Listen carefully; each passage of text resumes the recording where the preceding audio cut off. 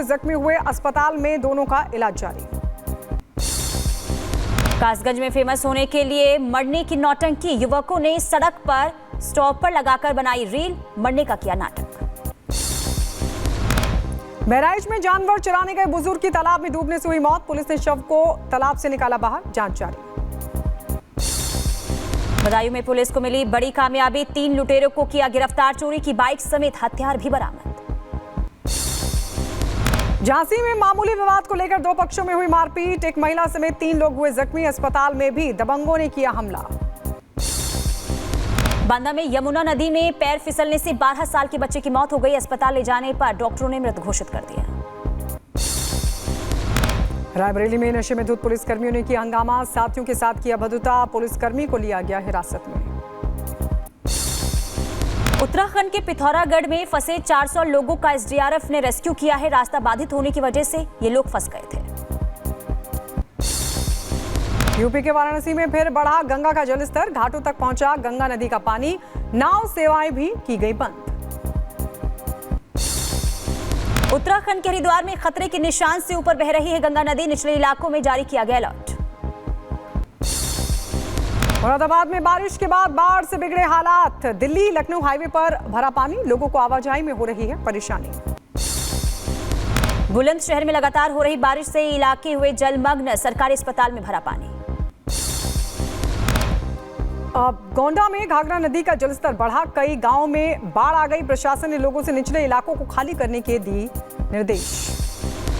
बांदा में बाढ़ ने किसानों को पहुंचाया नुकसान, हजारों बीघे फसल बर्बाद हो चुके हैं, किसान कर रहे हैं मुआवजे की मांग। और झांसी में बारिश बनी मुसीबत, राज्य भंडार निगम के गोदाम में भरा पानी, 5 करोड़ से ज्यादा की फसलें बर्बाद। पूर्वी रोमानिया के पश्चिमी मोल्दाविया में मौसम की मार का असर, लगातार बारिश के कारण बाढ़ आई है। मैक्सिको में भारी बारिश की वजह से बिगड़े हालात, लॉस कैम्बोस में बाढ़ जैसे हालात, सड़कें हुई जलमग्न, यातायात पूरी तरीके से ठप। मैक्सिको में भारी बारिश के बाद हुआ लैंडस्लाइड में एक शख्स की मौत, 8 लोग लापता, मौके पर राहत बचाव का काम जारी। चेक गणराज्य में खतरनाक स्तर पर पहुंची कई नदियां, तूफानी मौसम के वजह से कई मध्य यूरोपीय देशों में भयंकर बाढ़ आने की आशंका, भारी बारिश और तेज हवाओं के चलते बिजली भी बाधित। मैक्सिको की खाड़ी में दिखी याताकार लहरें, कई जहाजों को डुबा चुकी है खतरनाक लहरें। रूस के बेलगोरोड क्षेत्र में लगी भीषण आग, दूर दूर तक दिखा धुएं का गुबार, आग पर काबू पाने की कोशिशें जारी। ट्यूनीशिया में राष्ट्रपति पद के चुनाव से पहले सड़क पर उतरे लोग, राष्ट्रपति सईद के खिलाफ खोला मोर्चा, देश की बिगड़ती स्थिति के खिलाफ किया गया विरोध प्रदर्शन। मिस्र के नील डेल्टा में हुआ भीषण हादसा, 2 ट्रेनें आपस में टकरा गई, हादसे में 2 लोगों की मौत, 29 लोग जख्मी, लोगों को ट्रेन से बाहर निकालने का काम लगातार जारी। म्यांमार में यागी तूफान ने मचाई भीषण तबाही, कई जगहों पर बाढ़ जैसे हालात, अब तक 33 लोगों की मौत हो चुकी है। पोलैंड में बाढ़ से बिगड़े हालात, पानी में फंसे लोगों का रेस्क्यू लगातार जारी, करीब 4000 सैनिक रेस्क्यू ऑपरेशन में जुटे हुए हैं।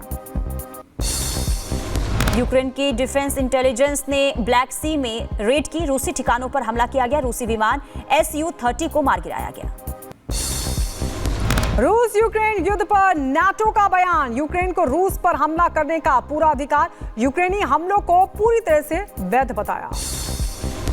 इजरायली एयरफोर्स की लेबनान पर स्ट्राइक, हिजबुल्लाह के ठिकानों पर हमला किया गया, हथियारों के भंडार को तबाह किया गया।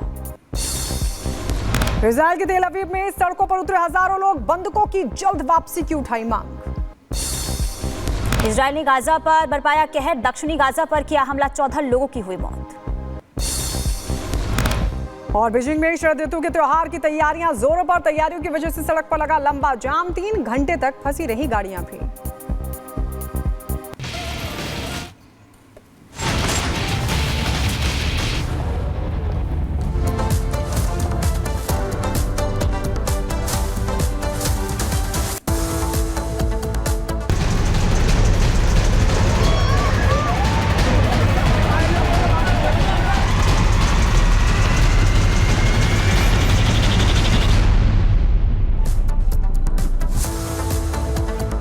चलिए आगे बढ़ते हैं, बात कर लेते हैं मेरठ की। मेरठ से दर्दनाक तस्वीर उस वक्त कल सामने आई जब 3 मंजिला मकान भरभरा कर गिर गया और इसके बाद आपको बता दें कि इसमें 6 लोगों की अब तक जान जाने की खबर सामने आ रही है, जबकि 14 लोगों को तो बचा लिया गया है। लेकिन खबर यह मिल रही है कि अभी भी एक शख्स जो अंदर फंसा हुआ है, जिसे बचाने के लिए अभी रेस्क्यू ऑपरेशन को अंजाम दिया जा रहा है। लेकिन अपडेट ये आपको बता दें कि आंकड़ा जो है बढ़ चुका है, 10 लोगों की जान इस हादसे में जा चुकी है। तो हादसा भारी था और रेस्क्यू ऑपरेशन अभी भी जारी है। कोशिश ये हो रही है कि जो एक शख्स के दबे होने की जानकारी मिल रही है उसे निकाला जाए। तो कल बड़ा हादसा मेरठ में हुआ था, 3 मंजिला मकान गिरने की वजह से अब 10 लोगों के जान जाने की खबर सामने आ रही है, जबकि मलबे में सभी 15 लोगों को निकाल लिया गया है, यह भी जानकारी मिल रही है।